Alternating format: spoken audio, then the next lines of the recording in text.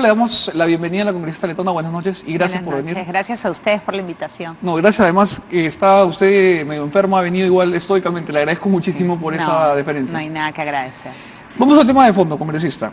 Hay que regular las cooperativas. En eso estamos todos de acuerdo. Todos estamos de acuerdo. Frente a esa necesidad que hay, que es imperativa, de regular las cooperativas, sobre todo las informales, ¿no? Hay 195 en el BRAEM, eso ya nos dice bastante.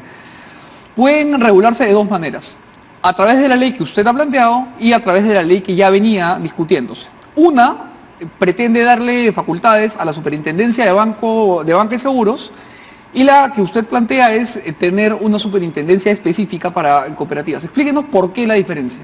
En primer lugar, creo que es bien importante que tengamos en cuenta que efectivamente, al parecer hay un consenso a nivel de las fuerzas políticas para que este grupo pequeño, que son las cooperativas de ahorro y crédito, finalmente tengan una supervisión y fiscalización. ¿Consenso ya hay en todas las fuerzas? Sí, todos hemos coincidido en que tiene que hacerse. ¿La cosa es cómo? Hoy tiene que hacerse a través de la SBS porque es lo urgente y lo inmediato. Y ese es el dictamen que se ha presentado tanto en la Comisión de Economía como en la Comisión de Producción y que discutimos en el Pleno el último jueves. Pero por otro lado, también hay consenso. Yo presenté un proyecto de reforma constitucional multipartidario a través del cual, en el entendido que los Estados miembros, Naciones Unidas, OIT, nos recomiendan que el movimiento cooperativista y en general las instituciones solidarias se regulen, se supervisen, se fiscalicen, pero sobre todo se promuevan a través de una entidad especializada para crear la Superintendencia de Entidades Solidarias, que nuevamente lo que hace mi proyecto no es detener el otro. Mi proyecto lo que nos dice es, ojo, estamos viendo el 26% del total de cooperativas, pero además del 26% de las cooperativas existe otro tipo de cooperativas, existen las mutuales, las entidades solidarias en general. Entonces mi proyecto lo que busca es justamente poner el énfasis en la necesidad de, además de fiscalizar y supervisar, también de promover. Pero hay un asunto que es importante, que es que vulnerar el cuerpo de la Constitución como está, que está muy bien si es que es necesario, de repente no sería necesario si es que la SBS pues se puede subdividir y puede tener una división encargada de ver cooperativas y de repente una persona, como está separada banca, por ejemplo, del sistema financiero, justamente, se podría hacer una cosa así. Justamente eso es lo que porque de lo que se le hubo acusado en su momento fue de dilatar la aprobación de esta primera ley que permitía empezar a regular inmediatamente a las cooperativas, y con el contexto de corrupción en el que estamos era fundamental, y que su ley lo que iba a hacer era pues echarle 2 años al ensamblaje de este nuevo Yo estoy ente. muy impresionada de las cosas que se han dicho. Y lo cierto, y aprovechando en el Congreso, también, en los medios. de todos los peruanos. Sí, yo estoy impresionada de la falta de argumentos. Porque en primer lugar, como te estoy explicando, esto es una reforma constitucional que definitivamente va a merecer un esfuerzo mucho mayor de 2 legislaturas y de una discusión de desarrollo constitucional.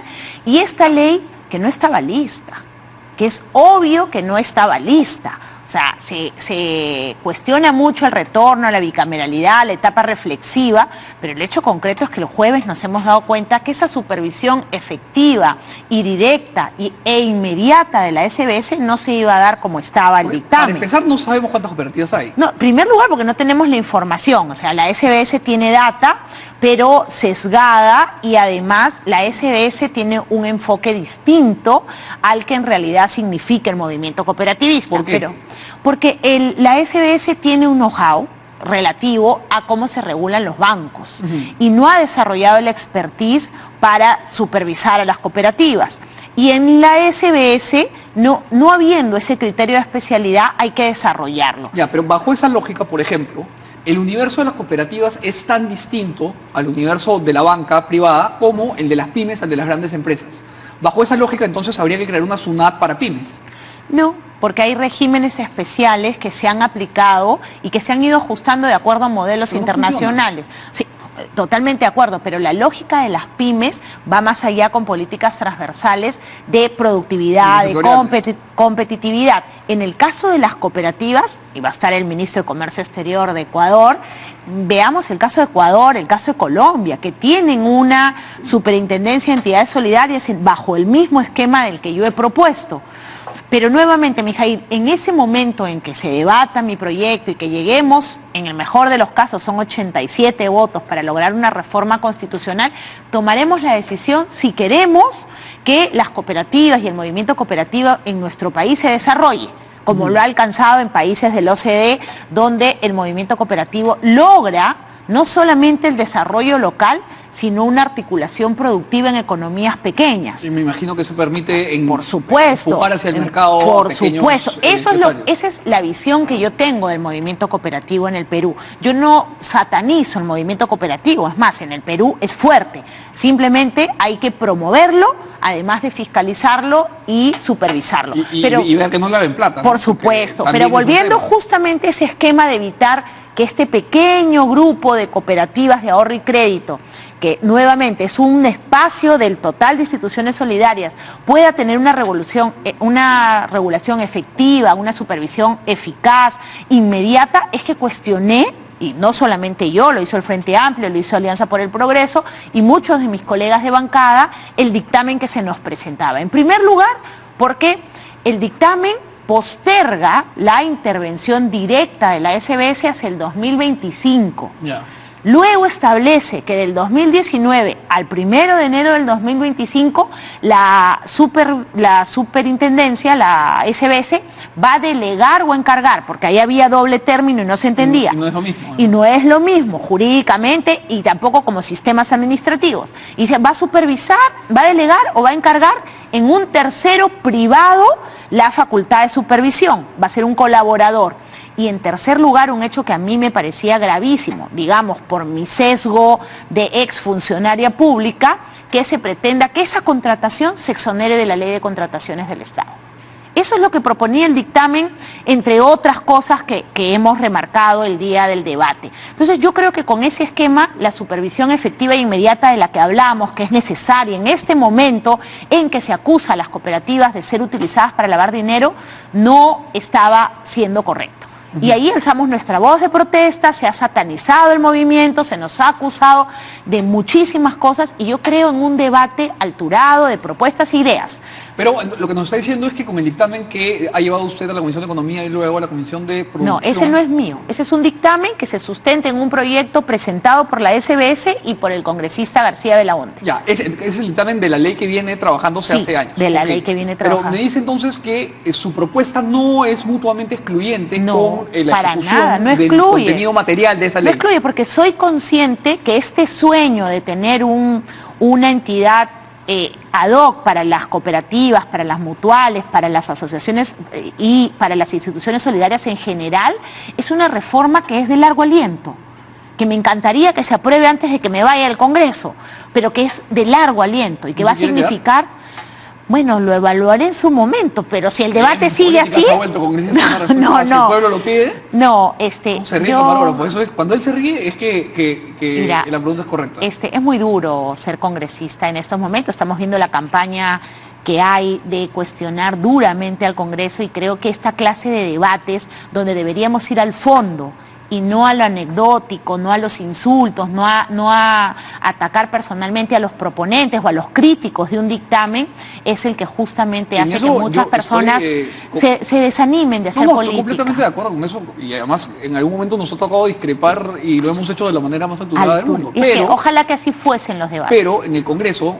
Ojalá fuesen así los debates, digamos que nos dejan la carne fresquita para poder echarle la parrilla, pero ¿no? Justamente, Mijail, hoy día Miguel Ángel Torres en una entrevista decía, oye, nos quejamos de que no va gente que sepa, de que nuestros congresistas no están preparados, pero cuando llega alguien con un expertise personal respecto de las cooperativas, se nos acusa pues de lobby, de gestión, cuando en realidad lo único que hemos hecho es poner una idea no es de Úrsula Letona, es una idea que funciona en el mundo, que son esquemas que están recomendados por Naciones Unidas y por la Organización Internacional del Trabajo y que nuevamente no dilatan, no condicionan, no limitan que nosotros hoy aprobemos una norma que regule en forma inmediata el tema de las cooperativas de ahorro y crédito a través de la SBS. Sí a la supervisión, sí a la fiscalización, pero en forma directa y eficaz. Ahora, hay un punto que sí es importante. La SBS peruana y el Banco Central de Reserva se fundaron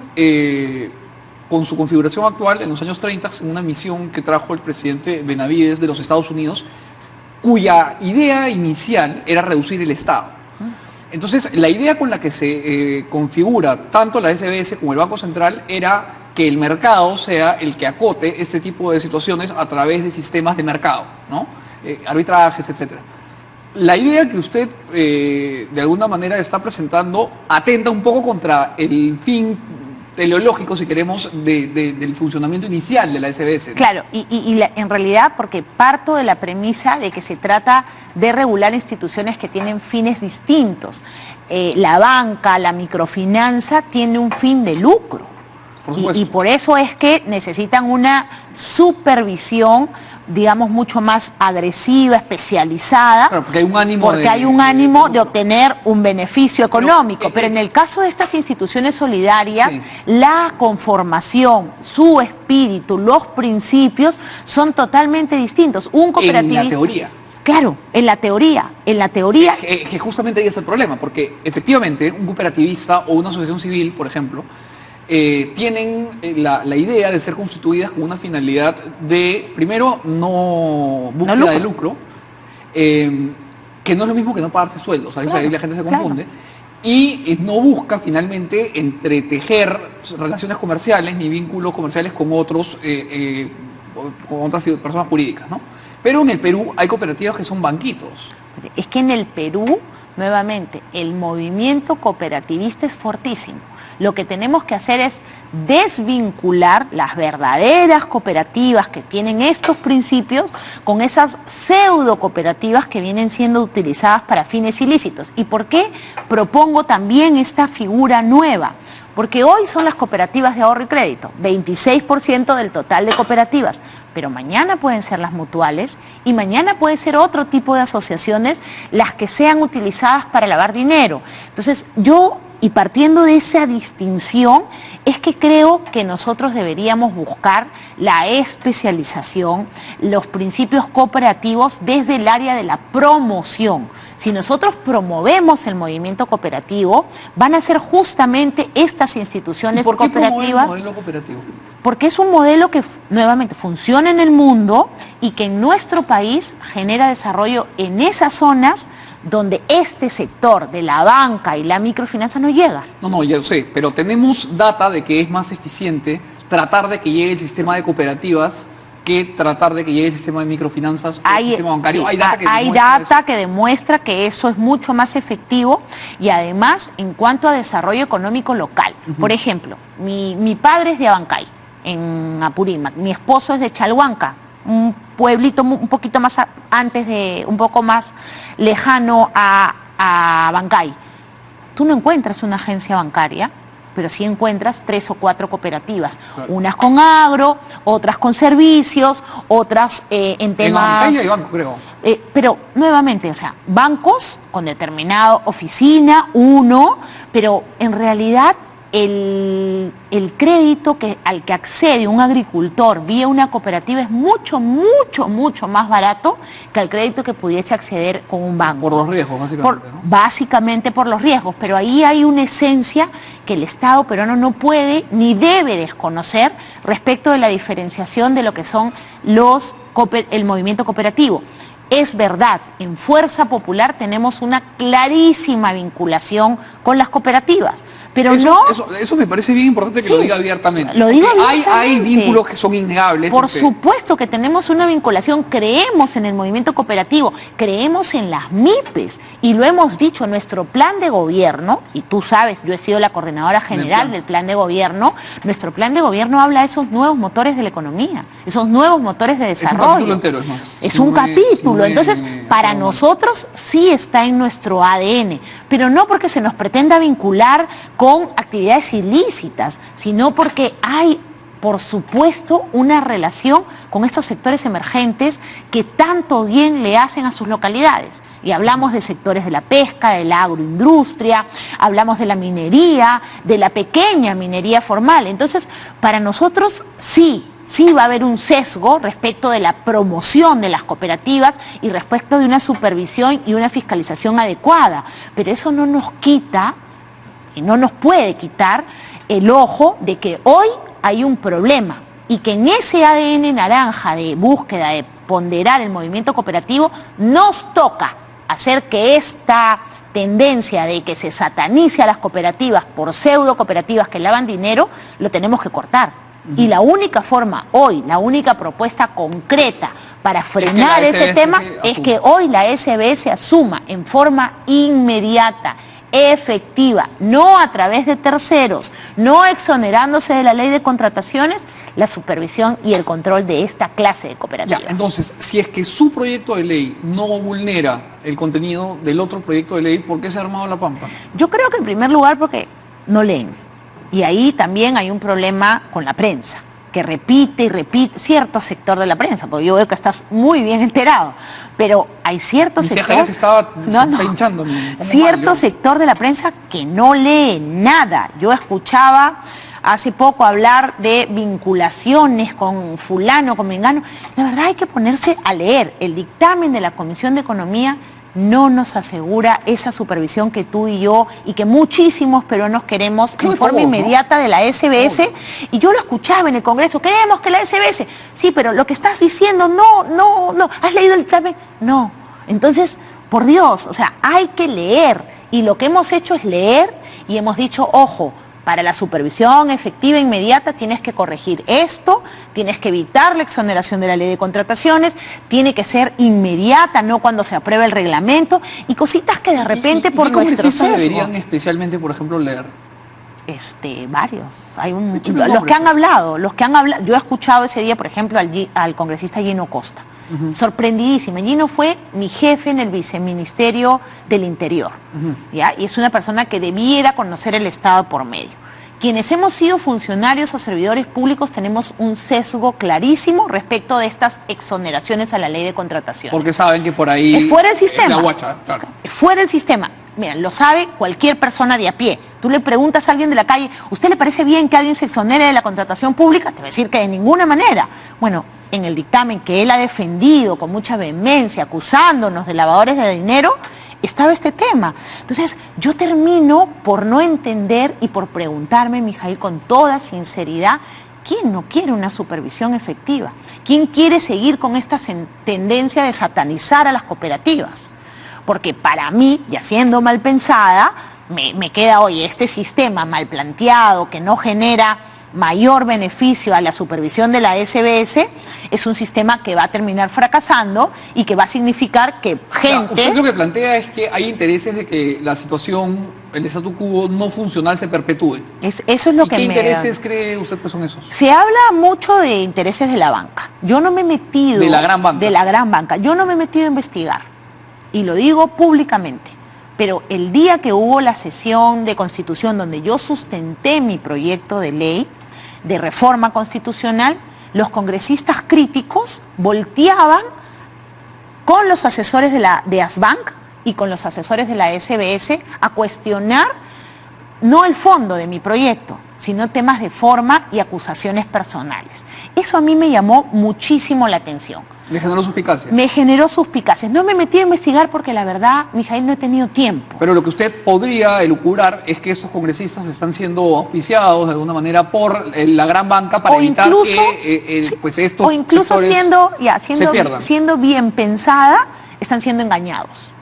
Ya. Porque yo lo que veo, y si leemos nuevamente este dictamen no asegura una supervisión efectiva e inmediata de la SBS. Postergar la supervisión al 2025 me parece vergonzoso. Pero entonces su inferencia es que los bancos están intentando quedarse con esa porción del mercado que en buena cuenta no existe porque ellos mismos no invierten. Los bancos tienen un fin de lucro y cualquier competencia... No quieren dejar que entre a nadie. Sí, yo creo que esa podría ser un sesgo y un fundamento para justamente la cantidad de portadas, la cantidad de ataques. El domingo yo veía los programas dominicales y era todo contra Fuerza Popular. Bueno, sería fantástico que Asbanc envíe aquí al programa a uno de sus portavoces para poder discutir esto con nosotros. Claro, ¿y cuál es el aporte? ¿No? ¿Y cuál es el aporte que como banca ellos están dando a este tema? Porque ellos tienen un expertise que no ha funcionado muy bien, porque el tema de lavado de activos en los bancos también ha sido escandaloso. O sea, hoy hablamos de un pequeño sector de cooperativas que viene siendo mal usadas, pero hemos olvidado mirar hacia atrás a la gran banca y todos los miles de millones de dólares que se han lavado a través de la banca. Ahora, yo no tengo ningún problema en hablar, yo tengo un crédito bancario, por ejemplo, yo también. Y eso no me limita a hacer cuestionamientos. Y cuando haya que cuestionar, por ejemplo, el mal uso de las cooperativas a través de una sanción penal a los directores, voy a estar de acuerdo. O a los directores, no a la persona jurídica. Es que ahí nuevamente está la discusión. ¿Qué hacemos si solamente sanciones administrativas a las cooperativas o también a sus representantes legales? Y el dictamen, por ejemplo, no contiene nada respecto al tema de responsabilidad penal. Entonces, yo sí creo, Mijail, que acá hay que promover el debate de ideas, de argumentos y lograr que este proyecto se apruebe a la brevedad posible, corregido, porque necesitamos de una mayoría calificada para aprobarlo. Esta polarización, estos insultos, esos ataques hasta Fuerza Popular, lo único que hacen es desprestigiar al Congreso, desprestigiar el debate y generar enfrentamientos innecesarios cuando todos tenemos clarísimo que hoy esta es la salida. Hay que fiscalizar a las cooperativas, hay que supervisarlas a través de la SBS. La discusión posterior de mi proyecto, que es una reforma constitucional, vendrá por default. Pero eso me queda claro, congresista, pero usted habla de la oposición del Congreso virulenta, altisonante en sus formas, como si Fuerza Popular fuese el partido republicano de Lincoln. Y vamos, que tampoco es que han sido ustedes muy colaboradores con el Congreso, ¿no? A ver, lo he dicho. Yo creo que si hay algo que nosotros podemos hacer de mea culpa, es que muchas veces en ese rol fiscalizador, en el tema que significó la corrupción del gobierno del señor Kuczynski, nosotros perdimos en algunos casos las formas. Ese es un mea culpa que creo yo es importante reconocer. Sin embargo, estábamos ante una gran mafia. Sería bueno que el mea culpa lo hagan quienes perdieron las formas, ¿no? Porque claro, es honorable de su parte, pero usted no perdió las formas. Los que perdieron las formas... Pero lo hago como miembro de la bancada de Fuerza Popular. Hablando de formas, el congresista Galarreta, que usualmente tiene muy buenas formas y es una persona temperada, el otro día le dio a un colega una respuesta que a nosotros los periodistas nos dejó un poco desencajados, porque le preguntaron por los televisores del Congreso, que es una pregunta perfectamente válida, y si hay que cambiar televisores hay que cambiarlos. Lo que pasa es que es poco feliz cambiarlos un mes antes del Mundial, pues hay que ser sonso, pero bueno, alguien habrá sido sonso a la hora de comprarlo, o alguien habrá querido ver el Mundial más cómodo. Pero fuera de eso, cuando le preguntan al señor Galarreta, él responde la otra ley contra la prensa.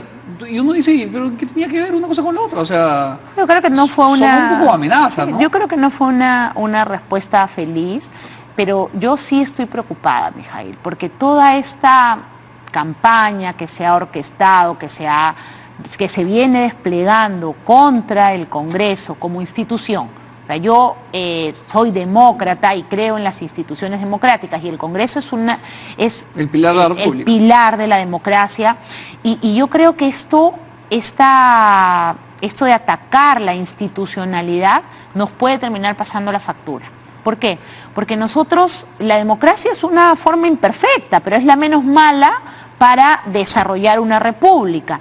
Entonces, si nosotros vamos al ataque de la institucionalidad del Congreso, le estamos dando espacios a los radicales. Es verdad que hay cosas en el Congreso que no ayudan a consolidar la imagen. Pero justamente eso le iba a decir yo. Yo estoy completamente de acuerdo y creo que la investidura de algunos políticos que ejercen poder y la institucionalidad del Congreso, del Poder Judicial, que también está en el suelo, de la Fiscalía, qué sé yo, de la propia Presidencia de la República, tienen que ser recuperadas porque si no, esto deja de ser el ensayo de república que es y nos convertimos en una isla y perfecto.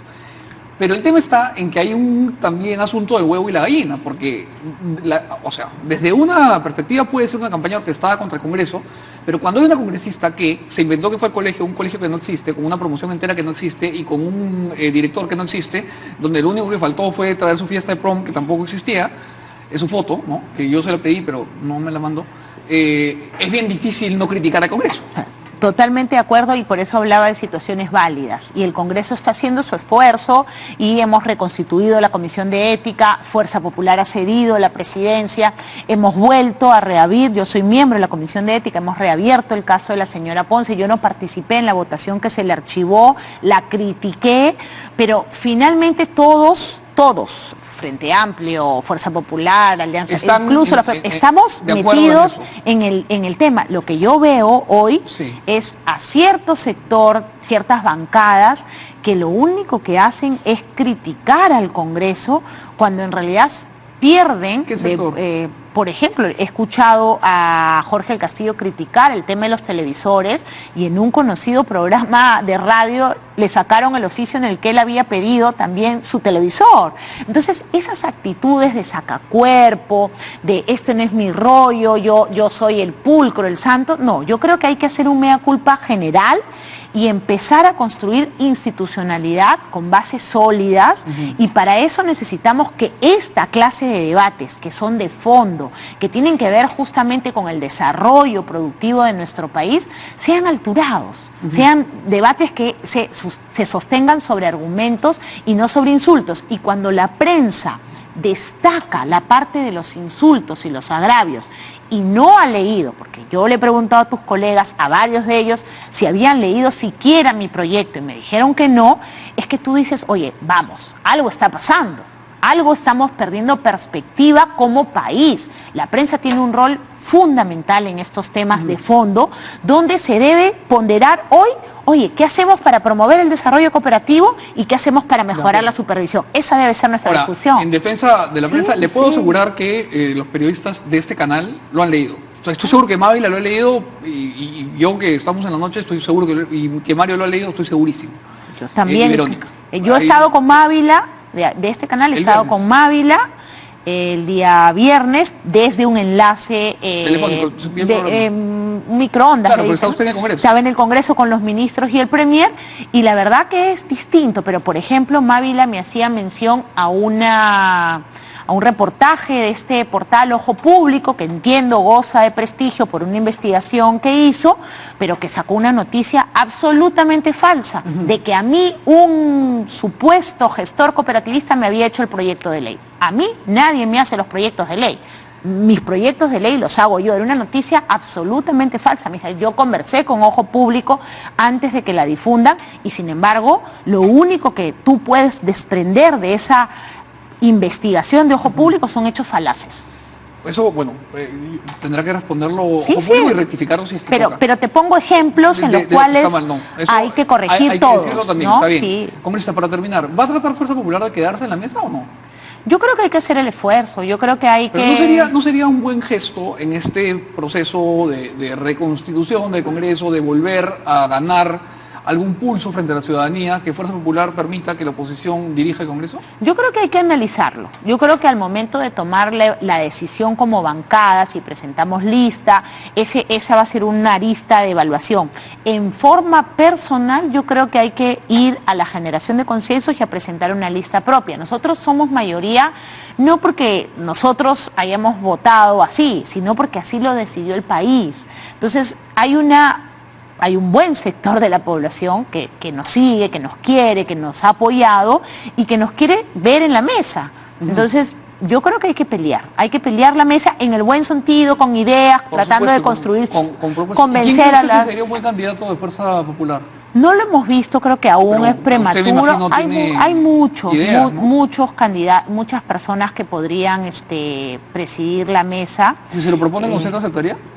Yo creo que no tengo aún la experiencia para manejar un poder tan importante como es el Congreso de la República, ni para generar el consenso que esta mesa necesita. ¿Quién sí la tendría en su visión? A mí me gustaría que sea alguien como fue Luz Salgado, alguien con En el experiencia Congreso. y que además refleje justamente ese lado positivo de hacer política. Yo nunca he escuchado a Luz insultar a alguien, y al contrario, siempre la he visto tranquila, argumentando, debatiendo con ideas. Me gustó muchísimo la gestión que hizo, una gestión de un rostro humano.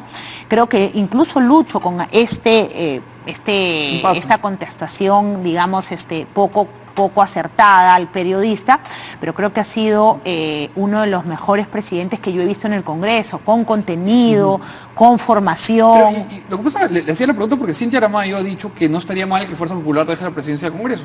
Sí, Ale ha señalado que, en tono muy sarcástico, que quisiera ver a la señora Montenegro sentada en la mesa porque ella critica todo el día a Fuerza Popular. Entonces, aquí con Karina de Teta casi se han sí, no, la señora tiene un problema con nosotros que la verdad debería trabajar. Tiene argumentos también. Yo no le he escuchado hasta el día de hoy un argumento de fondo, salvo acusarnos de prácticas poco democráticas que tuvo el gobierno del presidente Fujimori en el pasado y traerlas a colación en determinados debates, ¿no? Pero yo nunca le he escuchado un argumento de fondo. Bueno, me imagino que pero nuevamente, habrá gente que sí. Yo creo que es importante que nosotros vayamos al tema de ideas, y en la búsqueda de la presidencia de la mesa del Congreso vamos a tener que generar consenso. Y la relación entre el Fujimorismo y el Frente Amplio, para ir terminando, ¿cómo ha evolucionado? Porque el Fujimorismo y el Frente Amplio curiosamente terminaron en la misma orilla en el asunto de la vacancia, y luego en la misma orilla de nuevo con la segunda vacancia y la renuncia de Kuczynski, pero ahora el Frente Amplio, que de alguna manera ha terminado alineado con Fuerza Popular en varias cosas, tiene un problema serio de ADN, como decía usted, porque el amigo Tucto dice que hay que indultar a Abimael.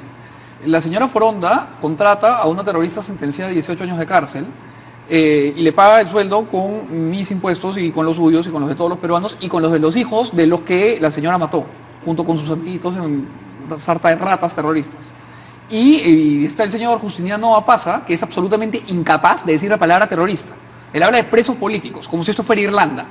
Entonces, claro, entonces después la izquierda dice, pero no generalicen. El otro día yo le decía aquí al señor Marco Arana, que siempre tiene la gentileza de venir, pero ¿cómo me pide que no generalice? Si en una bancada de 9, 3 están teniendo este tipo de lenguaje generoso, por decirlo menos, con el terror. Sí, yo tengo coincidencias varias con Marco Arana, por ejemplo en el tema de las cooperativas y este sesgo pro movimiento cooperativista. Hemos coincidido, más Marco firma mi proyecto de ley, pero como tú dices, hay diferencias abismales como agrupación política respecto de Fuerza Popular. Fuerza Popular zanja con el terror que significó Sendero Luminoso y el MRTA. A ellos les cuesta trabajo hacerlo, pero finalmente en un acuerdo político habrá que hacer concesiones, y las concesiones partirán por qué queremos hacer por el Congreso, cuál es la agenda mínima legislativa que nos planteamos.